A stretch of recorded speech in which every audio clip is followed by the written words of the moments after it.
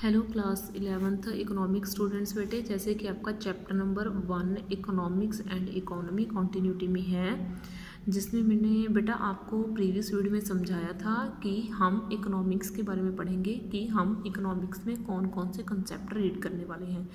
जिससे मैंने बेटा आपको ये 2 पॉइंट्स तो डिफाइन कर दिए थे कि इकोनॉमिक्स में हम इकोनॉमिक प्रॉब्लम्स के बारे में रीड करते हैं और इकोनॉमिक्स के हम चॉइस की प्रॉब्लम के बारे में रीड करते हैं, और चॉइस क्यों पैदा होती है वो भी मैंने आपको समझाया था। एक तो हमारे पास रिसोर्सेज लिमिटेड हैं, दूसरे उस रिसोर्सेज के बहुत से यूज़ होते हैं। मैंने विद एग्जांपल आपको ये चीज़ करवाई थी।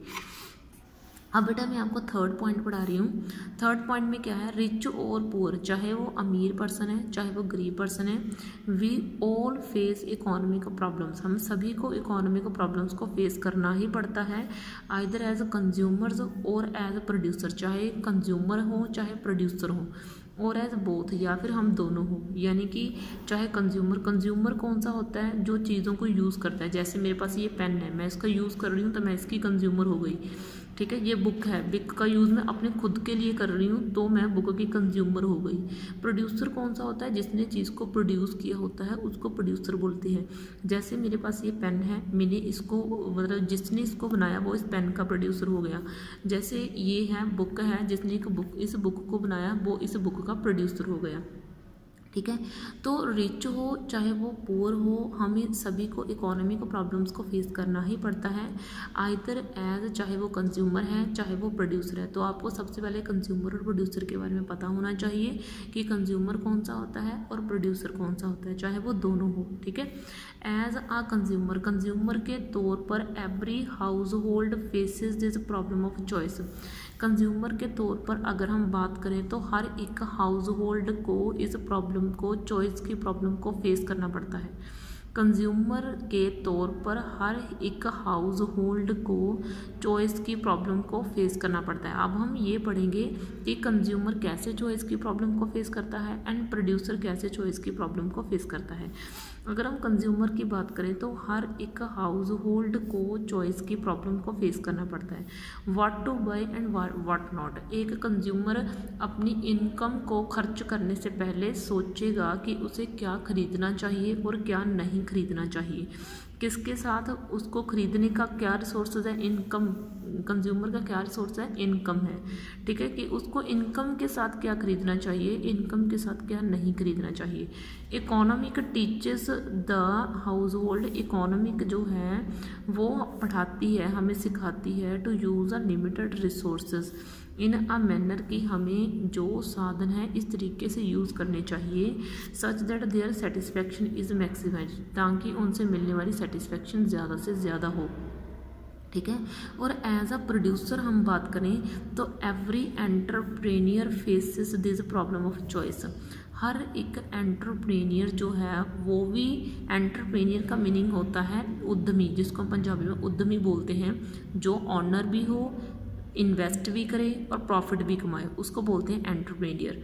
जो एंटरप्रेन्योर है उसको भी फेस करनी पड़ती है ये प्रॉब्लम। व्हाट टू प्रोड्यूस, वो उसे सोचना पड़ता है कि उसे क्या चीज़ें प्रोड्यूस करनी चाहिए और क्या नहीं, किन चीज़ों में लोगों का इंटरेस्ट है और किन चीज़ों में नहीं है। विद अ गिवन रिसोर्स, जो भी उसके पास रिसोर्सेज हैं भी, उससे उसको कौन सी चीज़ें खरीदनी चाहिए कौन सी नहीं खरीदनी चाहिए। Economic teachers producers, economic producers को बताती है टू यूज़ योर रिसोर्सेज, की उनको अपने रिसोर्सेज इस तरीके से यूज़ करने चाहिए that their profit is maximised, ताकि उनका जो प्रॉफिट है वो ज़्यादा से ज़्यादा हो सके।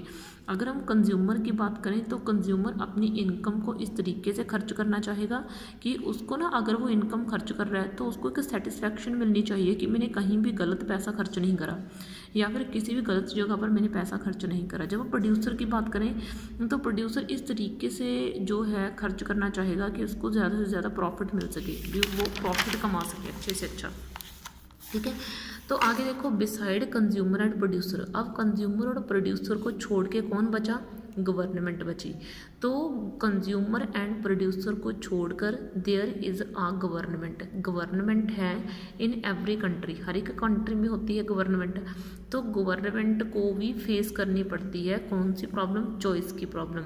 ऐसा नहीं है कि चॉइस की प्रॉब्लम सिर्फ प्रोड्यूसर और कंज्यूमर्स को जो है फेस करनी पड़ रही है, चॉइस की प्रॉब्लम तो गवर्नमेंट को भी फेस करनी पड़ती है।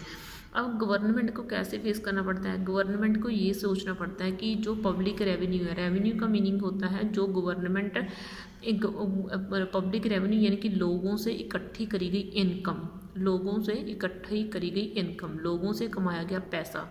लोगों से पैसा गवर्नमेंट कैसे कमाती है, टैक्सेस लगा के कमाती है, ठीक है ना।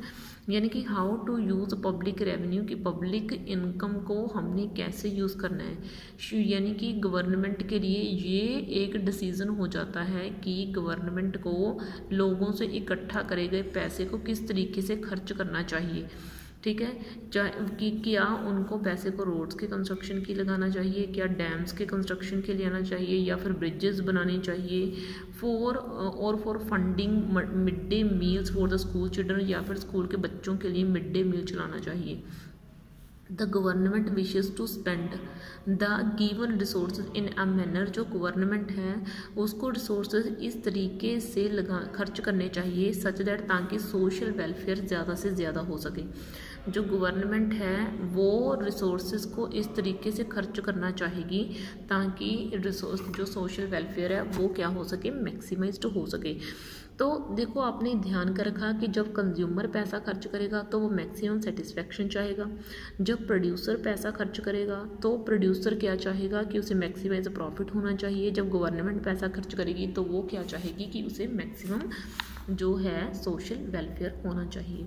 When the problems of choice are studied and addressed at the level of individuals, जब चॉइस की जो प्रॉब्लम है उसको स्टडी करा जाता है, उसको पढ़ा जाता है, and addressed at the level of individual, जब यानी कि इकोनॉमिक्स की प्रॉब्लम को हम अकेली प्रॉब्लम को एनालाइज करते हैं, अकेली प्रॉब्लम को हम समझते हैं, तो इसको बोलते हैं माइक्रो इकोनॉमिक्स। इसको कौन सी इकोनॉमिक्स बोलते हैं, इसको माइक्रो इकोनॉमिक्स बोला जाता है। When the problem of choice, जब प्रॉब्लम चॉइस की प्रॉब्लम को हम एक बहुत बड़े लेवल के ऊपर स्टडी करते हैं तो उसको बोला जाता है मैक्रो इकोनॉमिक्स। जब हम चॉइस की प्रॉब्लम को एक पर्सन के लिए रीड करते हैं तो इसको माइक्रो इकोनॉमिक्स बोला जाता है। जब हम चॉइस की प्रॉब्लम को बहुत बड़े लेवल के ऊपर स्टडी करते हैं तो उसको मैक्रो इकोनॉमिक्स पढ़ा जाता है, ठीक है। तो नेक्स्ट वीडियो में मैं आपको माइक्रो इकोनॉमिक्स की स्टडी में बारे में पढ़ाऊंगी कि हम मैक्रो इकोनॉमिक्स किसको बोलते हैं, माइक्रो इकोनॉमिक्स, और माइक्रो इकोनॉमिक्स जो है इसके कंपोनेंट कौन कौन से हैं ये मैं आपको बहुत अच्छे से करवाने वाली हूँ, ठीक है। तो इस लेक्चर में मैंने आपको सिर्फ ये समझाया है कि इकोनॉमिक्स क्या होती है। तो इकोनॉमिक्स कुल मिला के स्टडी ऑफ चॉइस होती है, और यानी कि इकोनॉमिक्स में हम चॉइस की स्टडी करते हैं कि किस तरीके से एक कंज्यूमर, एक गवर्नमेंट और एक प्रोड्यूसर के लिए चॉइस प्रॉब्लम बन जाती है। और मैंने आपको ये समझाया कि माइक्रो इकोनॉमिक्स और मैक्रो इकोनॉमिक्स में हम किस किस तरह की चॉइस पढ़ेंगे। माइक्रो इकोनॉमिक्स में हम इंडिविजुअल लेवल के ऊपर चॉइस की स्टडी करेंगे, और मैक्रो इकोनॉमिक्स में हम होल कंट्री के लेवल पर जो है स्टडी करेंगे किसकी, अपना चॉइस की, ठीक है। ओके देन, थैंक यू बच्चे। इस वीडियो में आपके लिए मैं इतना ही छोड़ रही हूँ, नेक्स्ट वीडियो में आपका नेक्स्ट कंसेप्ट उठाऊंगी। ओके बच्चे देन, थैंक यू।